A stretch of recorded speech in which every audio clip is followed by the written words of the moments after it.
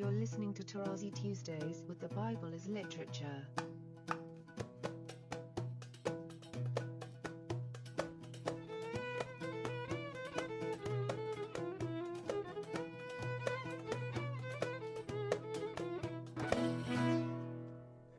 Hi, this is Father Mark Boulos, and you are listening to Tarazi Tuesdays with the Bible as Literature podcast. This week, Father Paul explains that the Hebrew text underscores the fact that the Lord deb-ber unto Moses in order that Moses would deb-ber unto the children of Israel, in order that the hearer of the Hebrew text would be prepared for the beginning of Deuteronomy, where deb-ber is linked with debarim and is linked with midbar. I am delighted to introduce Father Paul on the Bible as Literature podcast, Tarazi Tuesdays. Chapter 23, we have the coverage of the appointed feasts. I would like to comment, you can read this on your own, on the first verse, which is very impressive in Hebrew. Again, the English makes it as though you are reading the evening news on TV. Say to the people of Israel, the appointed feasts of the Lord, which you shall proclaim as holy convocations, my appointed feasts are these. Now, what we have in Hebrew sounds different. In verse 1, again, you have the short, the Lord said to Moses. But in Hebrew, we have, and spoke the Lord unto Moses, saying, which means the first word you hear is deb-ber, from the root dabar. Now, is it important? It is not important. I don't know ahead of time. But the English does not reflect that, because it says, the Lord said to Moses. But that's not what the original is saying. It says, and spoke the Lord unto Moses in order to say, the famous saying, lemor. So we have the verb deb-ber before the word amar. And this deb-ber at the beginning is totally eliminated in English. Then, verse 2, say to the people of Israel. Again, you have say, but in Hebrew you have deb-ber el bnei Israel. So the English is completely missing the Hebrew that underscores the fact that the Lord deb-ber unto Moses, and then Moses had to deb-ber unto the children of Israel, and that prepares for the beginning of Deuteronomy, where deb-ber is linked with debarim and is linked with midbar. That, friends, again, my favorite phrase, cannot be happenstance except for an Anglo-Saxon that is hearing English. No, it is not happenstance. It is intended. More than that, the Hebrew of verse 2 repeat the Hebrew of verse 1, which is completely eliminated in English, because verse 2 says, deb-ber el bnei Israel amarta alehem. So you have deb-ber followed by amar, exactly as it is in verse 1, whereas the English makes it a Hollywood movie. And the Lord said to Moses, say to the people. And then we have the appointed feasts of the Lord.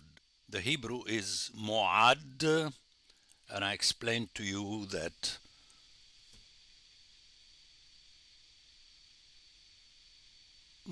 root is from a verb that means to make an agreement, to promise, to make a date, and thus it is the cultic feasts. That is the difference between a cultic feast that has its date and the kahal that is called for, a special meeting. And these appointed feasts you have to proclaim as holy convocations. One more time, listen to English. Proclaim convocations. Unless you know Latin, you don't realize the connection between these two words.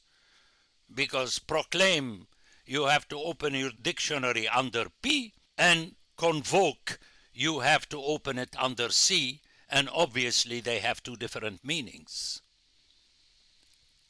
But in Hebrew, disregarding the meaning, and I keep repeating that to your ears, you have to hear the original because the connection is oral, A-U-R-A-L, and not mental. You don't need to do 3 years of theology to figure out Leviticus 23:2. Can you imagine? The people are in the wilderness and around the mountain, and God is speaking, and then they tell him, stop there. We have to go to Jerusalem, to the Hebrew University, take a course in theology, and then come back to you to tell you that we understood you. And this is what NATO theology does again and again. It gives you the impression that it's not doing that, but technically this is what's doing. Now let's go to the Hebrew. These meetings which you will tiqra'u from the verb qara, and thus call out. They become, notice the English, appointed feasts. So you have proclaim, convocations, appointed feasts, but the Hebrew says these meetings that you have to call out, tiqra'u, they are miqra'e kodesh. They are called out meetings of holiness. Even holiness is eliminated in English. It is as though you have the Archbishop of Canterbury talking to the Anglicans of the United Kingdom. That is not the original, which you will call out as called out meetings of holiness, and thus they are holy. These are those meetings, and he goes back to the first word, mo'adai, my appointed meetings for you, but then ultimately they are also qahalim, qahal, because they are called out. Okay, you have the deb-ber, which means to emit word, and the qara is that this proclamation has to be done in a loud voice. Now, is this theologically interesting? Obviously not. Why? Because you went to St. Vladimir's and Holy Cross that are geographically NATO institutions, and you don't hear the Hebrew. And that, dear friends, you will have to make the effort to do. But notice the few number of people that enroll to learn Hebrew in my classes, and then the number drops from 25 to 3, and then the 3, after having finished, continue their teaching in English without referring to Hebrew. That, my friends, from my perspective, and you can think whatever you think of my perspective, you're going to hear it time again in my podcasts, because these are my podcasts, is to use that abhorred word by me, but I need to use it now and then, is of the essence. And please don't hear it platonically. It is at the heart of the matters. In chapter 25, which is extremely important for me, it's a chapter that deals with two interesting feasts that are again at the center of Deuteronomy later, which are the sabbatical year and then the Jubilee year. Let's begin with the text to understand what each one means. Sabbatical, you have guessed, is every 7 years, but let us hear it. When you come to the land which I give you, the land shall keep a Sabbath to the Lord. Very powerful statement. And soon you will realize that the land will be resting from its mishandling by Adam. 6 years you shall sow your field, and 6 years you shall prune your vineyard and gather in its fruits.